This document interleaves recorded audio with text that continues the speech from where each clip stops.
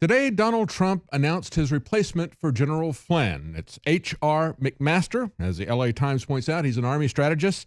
He's the new National Security Advisor. And of course, this is a replacement for Flynn, who last week we saw was taken out in a political assassination by the CIA, the Washington Post, and perhaps Vice President Pence. We'll talk more about that later. McMaster has served since July 2014 as director of the Army Capabilities Integration Center, but he's perhaps best known as the author of a 1997 book, Dereliction of Duty, that explores the military's responsibility for the U.S. failure during the Vietnam War. And as we look at this and the descriptions of this, I think it may give us an interesting insight into the man and what his role in the Trump administration may be. Of course, the subtitle to this book, Dereliction of Duty, is Lyndon Johnson, Robert McNamara, the Joint Chiefs of Staff, and the Lies That Led to Vietnam. And of course, we know from the documentary The Fog of War, we saw Robert McNamara, before he died, admitting that the Gulf of Tonkin was a false flag, that in fact there had been no attack, but that was only the beginning of the lies. McMaster went on to look at what was going on within the administration, went through all the different memos. It was a very detailed book. It was part of his master's thesis that he got at the University of North Carolina. They say it's considered to be the seminal work on the military's responsibility during Vietnam to confront their civilian bosses when strategy was not working. It says that his thesis proposes the plans and the advice on Vietnam prepared by the nation's military advisors were systematically sidetracked by McNamara. Well, we all know that, but then he goes on to say, as damning as the civilian leaders as he is, McMaster doesn't blithely exonerate the brass. And of course, I'm reading from a review here that was put up by Amazon.com from the publishers. They didn't heed their own warnings. They acquiesced in McNamara's incrementalist policy in the hope of eventually getting the huge force they diffidently advised would be needed to win. So he hits Johnson, he hits McNamara on the political side of this, but he also hits the generals for not standing up and having a unified strategy, but not speaking out about the obvious failures that were going on here, allowing the politics to play through to the destruction of many lives, quite frankly. But before we move on, let's not forget General Flynn so quickly, because the political assassination of General Flynn will be repeated if we don't look at it more carefully. There's a post this weekend from National Review saying there appears to be no basis at all for a criminal or intelligence probe of General Flynn. They say, why was the FBI investigating him in the first place? They say he was dismissed amid a torrent of mainstream media reporting and disgraceful government leaks. And then they go on to say on what basis, however, was the FBI investigating him? And they say to predicate an investigation under FBI guidelines, there must be good faith suspicion that A, a federal crime has been committed or is being committed, or B, there is a threat to American national security, or C, there's an opportunity to collect foreign intelligence relevant to a priority established by the executive branch. And they said sometimes these overlap, but they take a look at the last category. And they say at first blush, this category seems to be limitless. Yeah, it does. You know, anybody that might have some information that might impinge in some way, shape, or form on national security. Unmooring government investigators from the constraints that normally confine their intrusions on our liberties, for example, snooping, search warrants, interrogations, to situations where there is no real reason to suspect unlawful or dangerous activity. You see, this is a very important point. He was a private citizen. And I hope that the lesson that is learned from this lynching, this political assassination, I hope Donald Trump learns a lesson from this. He needs to not only be careful of the dark state that set this up, but he also needs to take a look at this kind of security state that we have winked and nodded at in the name of national security that can do this type of thing, not only to General Flynn, but to each and every American, and to a president of the United States like Donald Trump eventually as well, if we don't stand for the rule of law, if we don't make them get search warrants, if we don't have to have a reason to investigate somebody, if they can do what we saw with Stalin, bring me the man, I'll find the crime. And that's precisely what happened. Now, as we saw over the weekend, we're going to get to what Vice President Pence said in Europe. But before we leave this, I think it's very important that we understand that it was the Washington Post that was at the center of these revelations about General Flynn. Of course, they were given this information. That was the newspaper that it was leaked to. Going back to December of 2013, a little over 3 years ago, Alternet talked about Jeff Bezos and his connection with the Washington Post and the CIA at the nexus of this. And remember that as we had the lead up to Trump becoming president, he was meeting with a lot of people. He had a meeting with a lot of people out of California, people who were part of Silicon Valley. And of course, Jeff Bezos was there at the table, but at the far end of the table in the corner.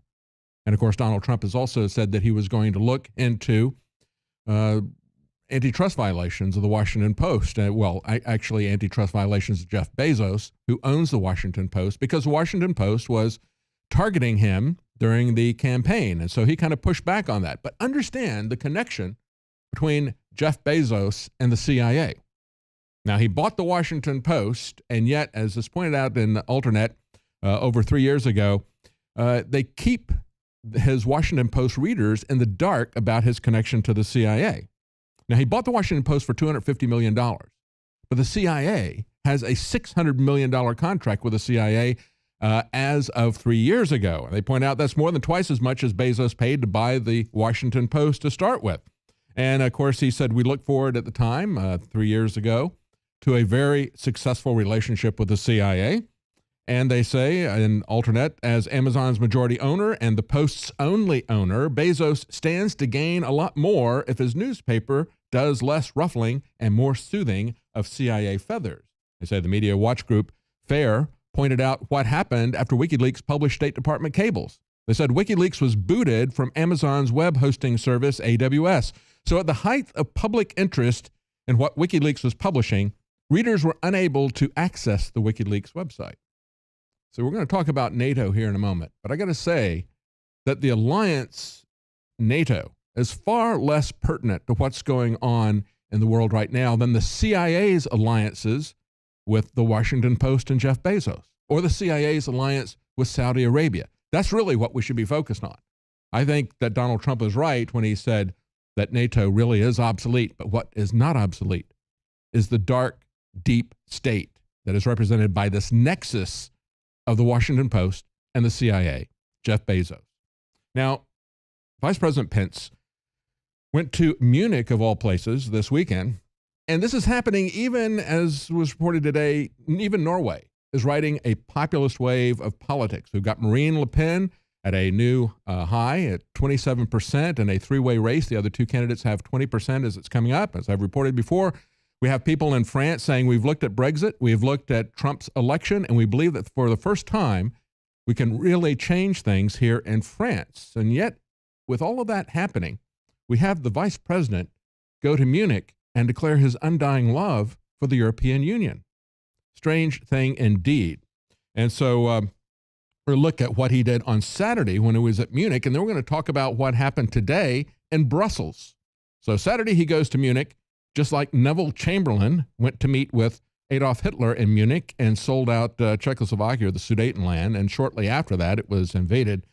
We now have Pence going to Munich and saying that, first of all, the U.S.'s commitment to NATO is unwavering. Remember, Donald Trump said, I think that it is obsolete for two reasons. Number one, the member states are not paying the 2% that they agreed to, so they're not contributing to their own defense. They want us to pull all the weight for them. But also because the real threat to us is Islamic extremist jihadi terrorism, not necessarily Russia. But that is all starting to change now with the changing Trump cabinet. Pence said, Europe's defense requires your commitment as much as ours. First, he talked about the fact that they weren't holding up their end economically. He said Germany, for instance, Europe's largest economy, now only spends 1.2% of its GDP on its military, not the 2% that is required by the NATO agreement. Okay, now they went on. If we look at this in context, we understand that the United States is spending 36% of all the military expenditures in the world. We're spending far more than the next 5 or 6 countries combined in terms of military expense, and yet Germany only spends 1.2% of its GDP. But he went far from saying that NATO is obsolete. Pence said that while some NATO members met the spending goal, many others, including some of our largest allies, still lack a credible path, and we expect the allies to meet that goal. He went on, however, and as he was pressing them to pay up with NATO, he began to reassure them on the European Union. As Reuters points out, EU welcomes Pence's assurance of Trump's support. Now, this happened today. He went to Brussels, and as The Guardian put it, Pence's speech could have been given and written by Joe Biden. That's how bad it was. That's how counterproductive it is to what Donald Trump has been saying. And so the people in the EU, as well as I think many of us in America who voted for President Trump, want to know really who's in charge here. Is this some kind of a new coup that's being set up? Is Pence setting himself up to be the guy that's left in charge after Donald Trump is taken out? Is he going to be George H.W. Bush to Ronald Reagan? They say, this is Reuters, a month after Donald Trump caused alarm by renewing his endorsement of Brexit and suggesting that others may follow Britain out of the EU, Pence went with his hat in his hand to Brussels, saying that he had come to the home of the European Union with a message from the president of strong commitment to continue cooperation and partnership with the European Union. And immediately, Donald Tusk, who chairs the European Council of EU leaders, told reporters that Pence had given him affirmative actions to 3 questions on Trump's support.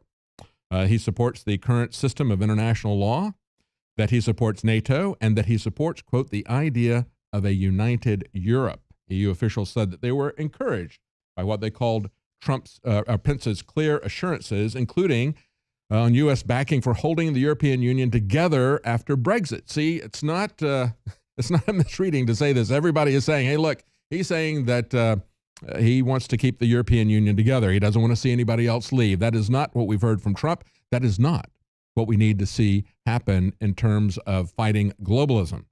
And they say they'll watch closely to see how far Trump's actions match his deputy's words. One official said, we got everything we were looking for. I don't think American voters are getting what they were looking for with this kind of speech from Vice President Trump. And immediately, he was bitch slapped by Tusk, the European official that he met with privately, who came out and railed against, quote, the brute force, egoism, and arrogance. And they said, and this was characterized by the Express in UK as a series of jaw-dropping remarks, which will be interpreted as a very thinly veiled assault on the Republican commander-in-chief. In other words, President Trump. This is what you get when you try to rebuild bridges. This is what you get when you try to appease people like these globalists. And I think we need to understand and we need to stand by people like Ted Malloch. Now, Ted Malloch has not been named the EU ambassador, but he said that he would not be cowed down, and he said that President Trump would not be cowed down. He said that he had presided over the dissolution of the Soviet Union, and he thought that maybe there was another union that needed to be resolved at the time. And of course, he was talking about the European Union. Now he goes on to Breitbart and talks about how the Financial Times in the UK is attempting a political assassination against him. Of course, there have been those in the European Union who said that they wanted to hold a vote and tell Donald Trump that he could not have Ted Malloch as his EU ambassador. And Ted Malloch said, well, maybe you didn't realize that you don't have a say in this, that we had an election in America. See, that's the essence of American sovereignty. We get to pick our ambassadors. And at the time, many people said, look, we had ambassadors that we sent to Russia who did not agree with communism.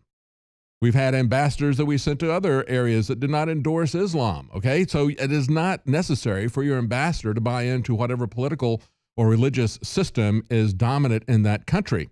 And so we don't have to have an EU ambassador who buys into globalism. The question is, do we have a vice president who buys into globalism? Now, this was an exclusive at Breitbart. This was written by Ted Malloch. And he said, I seem to have made myself very unpopular with the European Union and its media friends, or are they their cronies? Indeed, there seems to be a concerted attack to get me, spearheaded by the EU's house journal, the Financial Times. He says the EU does not want anyone but a pro-EU U.S. ambassador to go to Brussels. This undemocratic institution wants to force the U.S. to keep things the way they were and deny President Trump his selection and to stop his views from being articulated there. And then he goes down and he looks at all of the petty personal attack type of questions, type of gotcha questions that he was asked. And they tried to contact him multiple times from the Financial Times. And he looks at different things like, did you receive an Emmy Award? In other words, trying to go back and nitpick as to what he did. The video shows no statement by Margaret Thatcher calling you a genius or a global Sherpa, so forth and so on. So what they're trying to do is hit him with a character assassination. And we have to understand that just as we saw happen today in Brussels, 2 days after Pence goes to Munich and declares his undying support and love for NATO and the European Union, that if we try to make peace with the globalists, this is exactly what they're going to do. They're going to turn around and stab us. The concern that I have as we look at this is the fact that Vice President Pence was at the center of this move against Mike Flynn. And that's something, along with this different approach to the EU, that concerns me very much. Stay with us. When we come back, we're going to take a look at border issues and real dollars and cents.